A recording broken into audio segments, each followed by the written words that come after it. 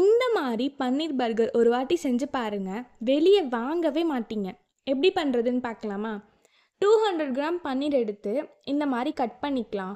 Next ஒரு பவுலில் 1/4 cup maida, 1 spoon chilli powder, கொஞ்சமாக garam masala, 1/4 spoon chaat masala, 1 spoon ginger garlic paste, தேவையான அளவு உப்பு, 1/2 ஸ்பூன் பெப்பர் சேர்த்து தண்ணி ஊற்றி கலந்துக்கலாம். இப்போது இதில் கட் பண்ண பன்னீரை டிப் பண்ணி பிரெட் க்ரம்ஸில் கோட் பண்ணிக்கலாம். நெக்ஸ்ட்டு ஆயிலில் ஃப்ரை பண்ணிக்கலாம். இப்போது ஃப்ரை பண்ண பன்னீர் மேலே சீஸ் ஸ்லைஸ் வச்சுக்கலாம். நெக்ஸ்ட்டு பர்கர் பன்னை எடுத்து கட் பண்ணிக்கலாம். பட்டரில் டோஸ்ட் பண்ணி இதில் தந்தூரி மேயோ, லெட்யூஸ், ஃப்ரை பண்ண பன்னீர், ஆனியன்லாம் அசம்பிள் பண்ணால் பன்னீர் பர்கர் ரெடி.